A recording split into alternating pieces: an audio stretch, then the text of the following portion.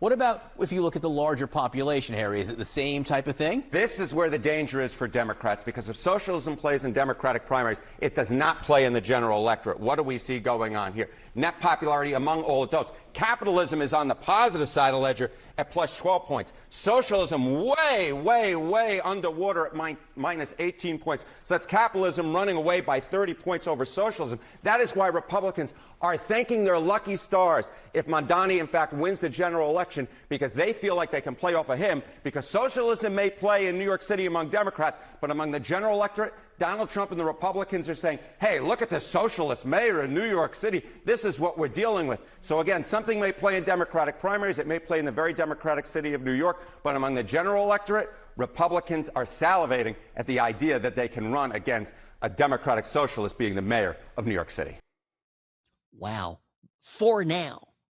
That's my commentary. For now. But this is why we are in the midst of such an important culture war. And one of the reasons, and I'll say this is hugely important, before he died, Charlie Kirk was repeatedly talking about how important it is for us to have a plan of happiness for Americans, that Americans who are happy, who are satisfied, who are married, have kids, go to church, have jobs, are able to buy homes, aren't going to go off and join a socialist revolution. This is, by the way, this is what Charlie Kirk said to Tucker Carlson, getting agreement from Tucker on this.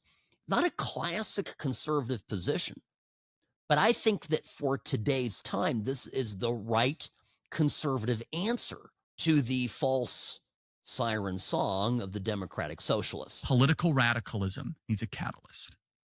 Political radicalism does not come out of peace, prosperity, rising wages, stable families, church attendance, and happy people. Happy people, grateful people, do not get behind Vladimir Lenin, and they certainly don't get behind Chavez or Castro. That's right.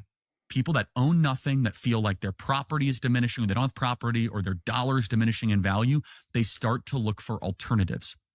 And so the political project in front of us as conservatives should be, how do we actually de-radicalize the country in the next couple of years? That's my obsession. And that's why I say I try not to think about all this other stuff, because it just, it's so much brain space. My number one obsession is I know what is coming next.